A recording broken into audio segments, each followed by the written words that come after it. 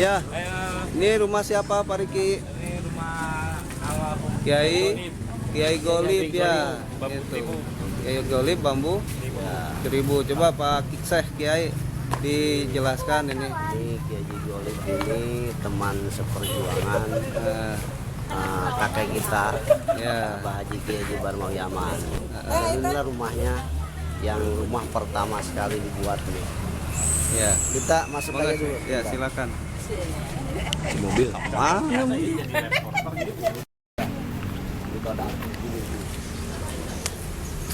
Oh Maman, oh nggak dengerin om. Di mana? Di rumah dia. Oh Maman.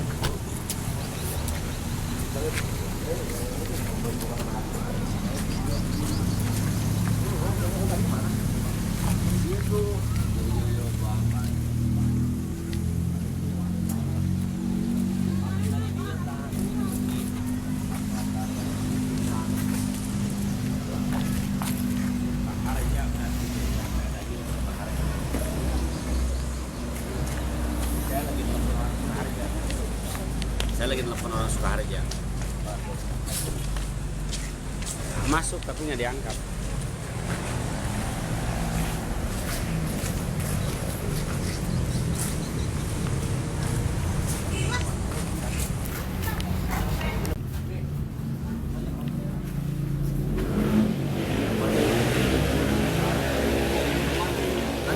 Golib.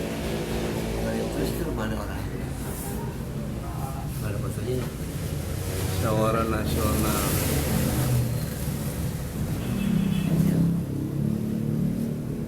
Wah, anaknya kayak gini mah. Tahun 96 sih. 86.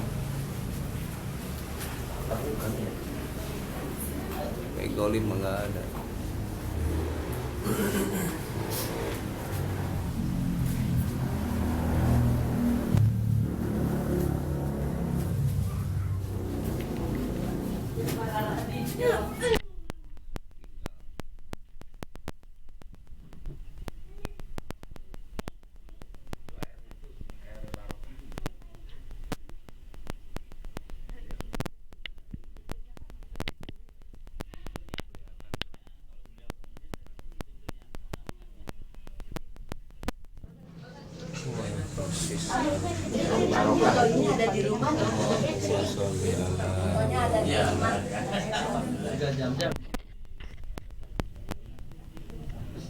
Ini tangan siapa? Tangan saya.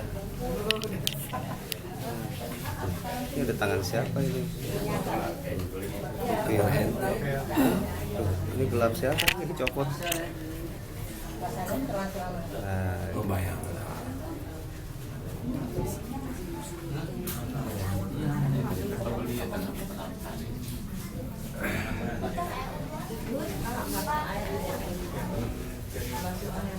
iya Pak. Belum. Ini mau dari sini yang dari sini.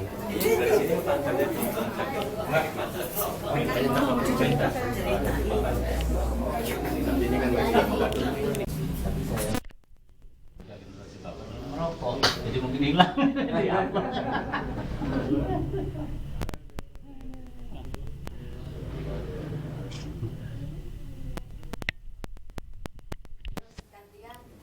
Oh itu yang dipotong itu dia. Iya. Dan di ruang air ini ternyata ada juga ya. Ini dari abang ada ya betul ya. Ini ada juga ada. Saya di interview ngakur dengan kisah sejarah. Saya harus akur dengan keluarga karena ada ketertiban itu.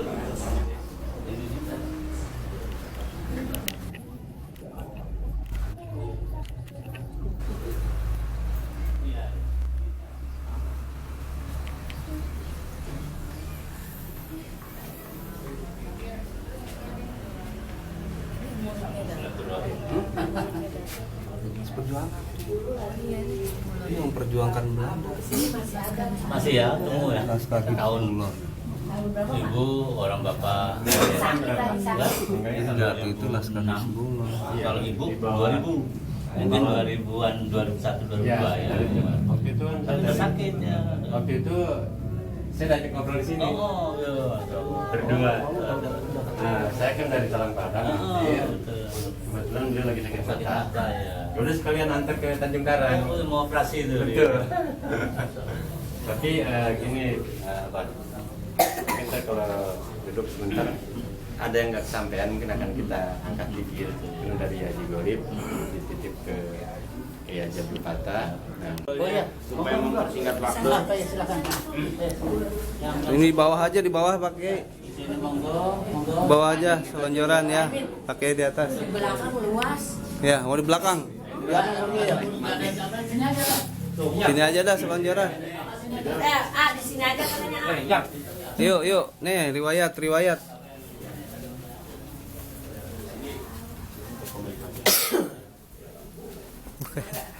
Majelis pertemuan. Oh, ini Yang mana? khusus ini ya. Ini dari dulu, Bu, ya. Ya dari itu.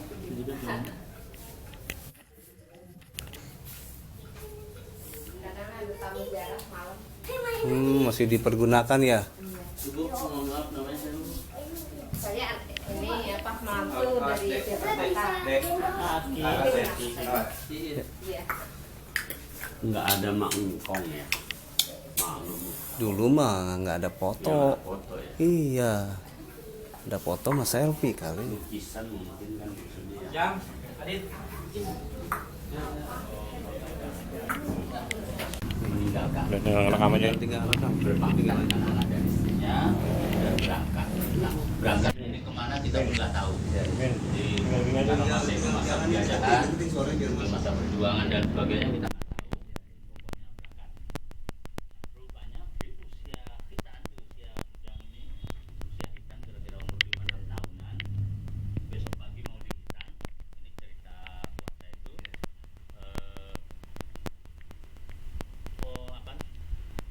Keluarga sudah masa-masa ramai gitu, itu kabur semua. Nah, melihatnya apa nggak tahu, itu rupanya Mbah Rohani datang. Gitu. Jadi datang itu melihatnya apa nggak ngerti kita. Terus lupa semua. Sini. Saya Rohani, bapaknya Khalid. Jadi saya mau nemuin anak saya sunat. Kemudian beliau besok pagi sudah selesai nunggu sunat, menyuapi, kemudian mendoakan dan saling berdialog antara anak dan bapak. Kemudian berangkat lagi. Nah, sampai hari ini kami tidak tahu makamnya di mana.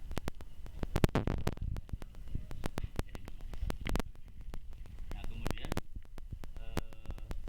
setelah ngaji di kampung dengan Ustaz Ali, kemudian melanjutkan mondok di Teguireng. Setelah kita di Teguireng, kemudian di Bangkalan. Nah, kemudian setelah selesai mondok, beliau menyusuri Jawa. Nah, itulah mungkin ketemunya dengan Mbah Nyai, karena Mbah Nyai ini seorang ya usaha batu waktu itu di Kalongan itu. Nah, kemudian kenalah dengan beliau. Kemudian beliau diajak berjuang menuju ke daerah Banjarmasin, daerah Kalimantan. Maka pernah ada yang sempat ngomongkan katanya, "Kan kayak Banjar itu ya, wallahu alam saya bilang saya nggak tahu." Karena itu juga masih pada tahun berapa itu. Dari Banjarmasin pindah lagi ke daerah Sumatera Selatan, Palembang. Maka sampai hari ini Palembang, orang Palembang itu hampir rutin tiap hari. Tadi malam 2 malam mobil, 2 keluarga gitu. Karena dipesannya orang tuanya. Karena Mbak Oli itu pernah di sana. Dari Palembang kemudian pindah lagi ke Deli Serdang.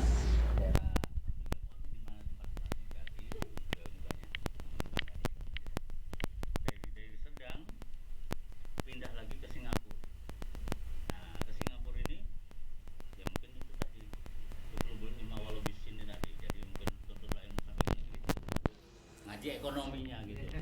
Dan itu terbukti ternyata pada tahun-tahun sekian itu Mbak ini kondisi ekonominya sangat mapan. Ya kalau sekarang kita sudah kaya raya ya. Karena waktu itu saja sudah punya mobil 15, sudah punya pabrik tapioka tempat kita nempel ini tadi ada walet itu dulu pabrik tapioka. Nah, yang kita jalan tadi ada tembok itu dulu kan yang saya di sudut sana tadi itu SMK dulu lapangan jemuran singkong. Jadi ada punya pabrik tapioka,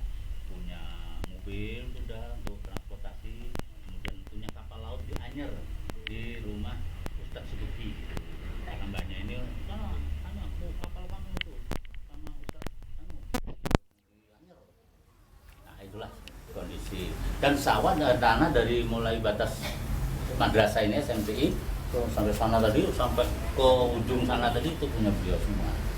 Maka pernah ada kunjungan Belanda di fitnah, katanya kiai itu nyetak uang sendiri. Dia kalau buka Al-Quran uang, katanya begitu kata bapak saya itu. Akhirnya Belanda itu datang, ini ada dokumentasi fotonya.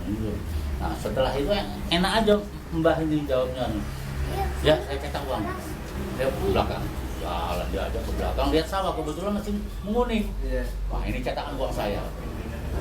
Terus diajak lihat pabrik tapioka, tempat jemuran singkong. Nah itu cetakan uang saya. Udah itu nggak lama minum-minum, rupanya sudah ada mobil yang datang, setoran. Di sana itu dulu kantin anunya, tempat menyetorkannya itu uang, ada kamarnya. Nah itu cetakan uang saya. Jadi ya sudah selesai, artinya maksud cetakan uang itu memang buat uang. Ya itulah, mungkin itulah ilmu dari Singapura tadi, berusaha ekonomi tadi. Yang kerjasama sama Cina di Teluk itu. Di Teluk itu ada yang di daerah arah itu sebelum rumah sakit Bumi Waras tuh, ada masih tanah beliau sampai sekarang juga karena udah diaku orang banyak, kami pun nggak punya surat, jadi yang gantung masih itu ya masih nganggur, itu nggak bertuan itu masih ada. Nah sudah itu beliau dari Singapura pindah lagi ke Johor Baru, pinggir pantai di terus Semangka ya, di Semenanjung Malaya ya, jadi di Johor Baru. Nah wasilahnya ada rombongan jamaah haji dari Lampung, yaitu dari Pagelaran dan dari Gading, singgahlah di Johor tadi kapalnya, kemudian jamaah itu sholat di masjid beliau. Jadi di sana di Johor Baru ada masjid Ahmad Olib, ada madrasah, ada kebun karet. Saya ingat maksudnya tahun 62-an itu kalau Mbah itu dapat kiriman, saya dikasih ini tuh dari Pak Kuncung, kiriman kebun karet. Saya kasih. Setelah konfrontasi dengan Malaysia terputus. Sampai hari ini kami nggak ada ngurus itu ya, terputus, betul-betul terputus itu ya. Cuma memang dulu Bapak udah pesan, Zul, nanti kalau kamu udah punya uang, kamu lihat itu napak tilas ke Johor, kemudian sambung silaturahmi. Ya mungkin di sana sudah ada yang ngurus, katanya, dan insya Allah ada sudah dipercaya lah gitu. Nah, waktu jamaah ini singgah di masjid itu yang ditanyakan sama, menurut pengakuan Mbah Anwar itu, Mbah Anwar namanya, dari mana? Dari Lampung. Bagaimana perkembangan Islam? Itu yang ditanya kata beliau. Bagaimana perkembangan Islam? Di Lampung ini ada Lampung Selatan memang waktu itu transmigrasi dari Jawa, tapi sudah diikuti kolonisasi. Apa itu namanya? Penyebaran Katolik, agama Katolik. Dan memang Prince Sewu ini pusatnya paling besar ini, Prince Sewu. Pusat pengembangan agama Katolik di Prince Sewu ini paling besar. Jadi Romo Hermeling dulu romonya itu menyebarkan Katolik, Kiolik menyebarkan Islam. Nah, pada saatnya beliau nggak ada pengaruh semua kemari, kepala pengaruh nggak ada. Nah itulah mungkin target tadi lah itu istilahnya ya. Nah jadi dan sampai sekarang memang luar biasa prinsip ini. Istilahnya untuk pusat sentral ada Vatikan banyak dan masuk. Maka pernah tahun 2000 Natal itu hampir dibom. Kita dibom. Maksudnya mungkin supaya kita gerak ke sana malam Natal itu, alhamdulillahnya masih bisa diredam oleh pemerintah kita. Tahun 2000 itu pernah, ini kaca ini pecah ini kan, ini bagasi yang bawah ini, karena meledak pecah. Nah, waktu itu bapak masih duduk di sini. Nah, jadi kembali ke cerita perjalanan beliau, tahun 2 begitu jamaah haji diperkirakan 2 bulan 3 bulan berikut itu pulang, beliau langsung dengan banyak karena diberikan serahkan kepada badalnya mungkin berangkat beliau mencari alamat langsung temu di Mbah Dodo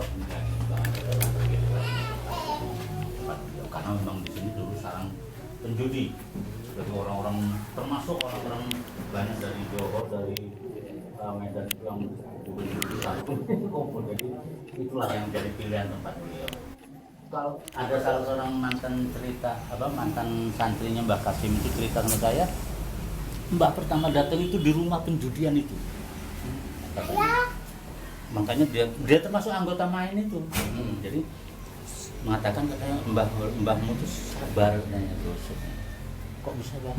Saya dengar ceritanya mbah itu ganas, saya bilang gitu, kelas Belanda saja pernah asisten dan itu pernah ditangkap karena mau bikin sumur di Gading itu ada sumur peninggalan beliau itu nggak pamit, itu sempat katanya. Nah, enggak, karena waktu itu beliau di situ selesai ibadah nih orang lain gitu, pinjam uang dikasihnya. Gitu.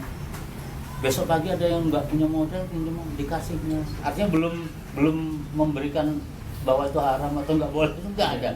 Terus setelah itu baru diajaknya membuat musola. Setelah kenal orang itu diajaknya membuat musola, kemudian nggak disuruh sholat belum, musola sudah, barulah lihat itu, kemudian lama-lama ada yang kasih minta sarung, dibelikan sarung, nah itulah sistem dakwahnya lunak gitu ya. Nah kemudian mulainya ini dagang, jadi belum diketahui kalau beliau seorang ulama. Dagang hasil bumi, rotan, padi dan sebagainya, kerjasama dengan Cina di Teluk. Nah pada waktu itu orang dari Gedondong kebetulan punya anak sudah usia mau mondok itu, mau dipondokkan di Jawa, diberitahu oleh pak saudaranya di Serang di Serang di mana dulu lupa saya teman, di Lampung ayah ajengan di Surabaya. Nah, terus dia nggak jadi mondokkan di Jawa, dicari lagi, ketemulah. Akhirnya itulah cikal bakal santrinya Mbah Olip, orang anak dua dari Gedondong itu tadi. Itulah mulailah terus beliau dikenal. Ya Gedondong yang belang kanan Tataan. Belum kanan, masih di sana ya. Tataan, Pesawaran. Nah sudah itu mulailah beliau sudah mulai itu banyak masuk datang ke seluruh Lampung. Nah, bikinlah tahun 30 itu mulailah bikin masjid itu. Nah, kemudian rumah ini 3 tahun 35. Jadi dulu ini rumah kecil, udah dagang beliau. Nah, setelah masjid selesai baru bikin rumah tahun 35. Nah, kemudian berkembanglah terus pesat sampai seluruh Lampung, Liwat dan sebagainya. Alamsa termasuk tahun 45-an itu Alamsa di sini. Maka beliau waktu sekretaris negara pernah ziarah kemari karena punya kesan didoakan beliau, katanya saya berkat doa beliau saya jadi orang besar.